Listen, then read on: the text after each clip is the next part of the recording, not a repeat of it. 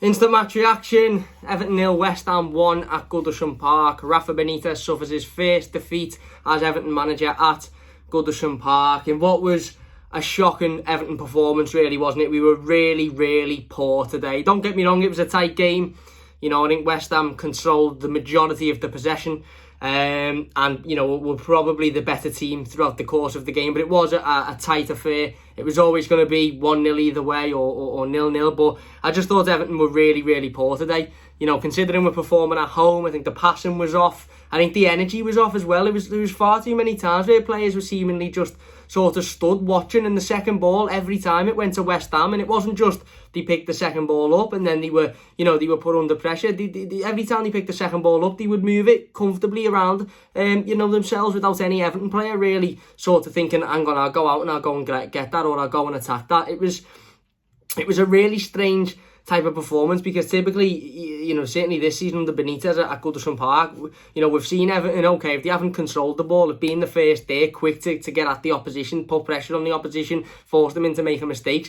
There was none of that really today. It was almost like can't really be bothered doing all of that running, can't really be bothered tracking you down, can't be bothered making this run, can't be bothered making that run. And it was just really, really poor to see. As I said, look, West Ham are a decent side, but they're not an amazing side. And I think if Everton were much better today, you know, we could have got something out of that game. I think we were really, really poor. Obviously, we're still missing, you know, our two most important players, arguably, in Dominic Calvert-Lewin and Richarlison.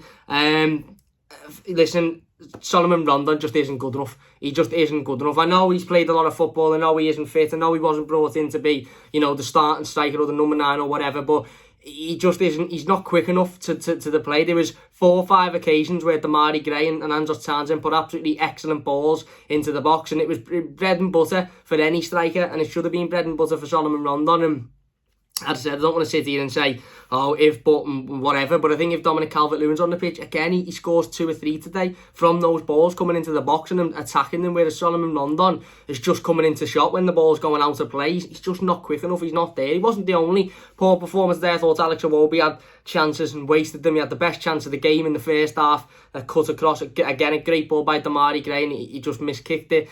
I don't particularly think Abdoulaye Doucouré had his best game.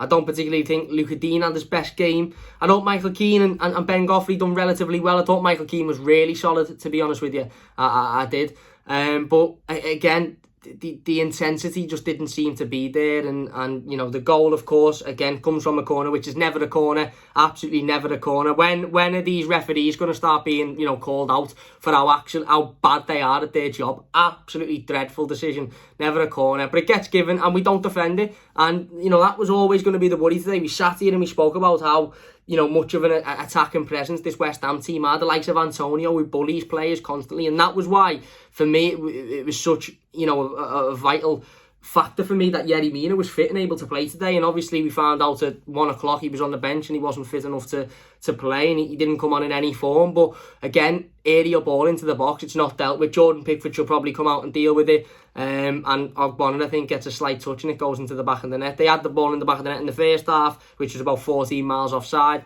But we never really looked like scoring. You know, I'm angry today, and I'm not sort of disheartened. I'm not sitting here saying, oh yeah, we played well and we had chances and it was a tight game in that sense. It was a very tight game of football, but I think Everton could have carried on playing until next Tuesday, and I don't think we'd have scored today. We never really looked like scoring. As I said, we had that chance in the first half where the ball was flashed across the box by Damari Gray, and Alex Iwobi really should be doing so much better with it. But other than that, you know, for every good cross that come in, nobody was on the end of it. For every good, you know, shot that was it was defended relatively easily by West Ham. It was blocked. The keeper made, you know, did the keeper have to do anything of any sort of note? You know, they controlled the possession, they controlled the flow of the game, and yeah, just really, really frustrating, because that West Ham team is a decent side, managed by a good manager who sets them up to perform like that away from home. But they're not an unbeatable side. They're not one of the best teams in the league. You're not leaving Goodison thinking, do you know what, they're just very good. You're leaving Goodison thinking Everton should be doing better there. And I know, granted, as I said, we're missing our 2 strikers, and had they have been fit, I think we would have done a lot better naturally. But you know, this was a team that went out against Manchester United 2 weeks ago and fought and battled and worked hard and got to every ball and wanted it more than United wanted it and created chances and were unlucky to not go and win the game. 2 weeks rest. I know a few players have been out on international break here and there, but the majority of them have had 2 weeks rest and 2 weeks preparation to get ready for this one. And it just seemed like a much different performance. It almost seemed like we didn't want to do the work. We didn't want to get to every ball. We didn't want to fight for it. We didn't want to throw the challenges in. We didn't want to, again, to battle. It just wasn't good enough. It really, really wasn't good enough. And as I said, for me, we need Dominic Calvert-Lewin and Richarlison back ASAP. No disrespect to Solomon Rondon. He's come in for a specific task and he's being asked to do a task that, for me, is just beyond his capability. And that's not, again, I'm not sitting here to slag him off. I'm not having a go at him. We knew he'd come in to be a backup striker. He's come in and being the number 9. I just don't think he's good enough with the ball at his feet. I don't think he gets in the right areas. Again, as proven, if he was a poacher target man, he'd have had a couple of goals today by just being in the right place at the right time. But, he wasn't.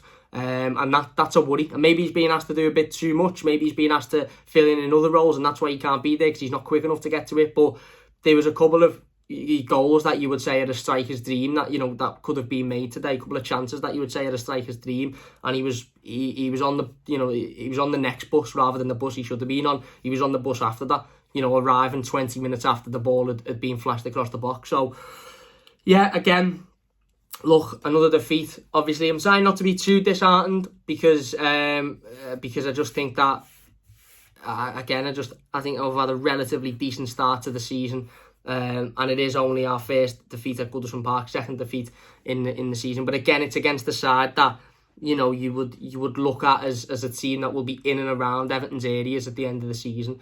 We said it after the game against Aston Villa. They're a team that we will assume will be in and around the positions that Everton are come the end of the season. West Ham are the same. West Ham looked very, very good today, and Everton looked very bad. But I think Everton made West Ham look very good. And as I say, I know we've got injuries and I know we've got players out, etc.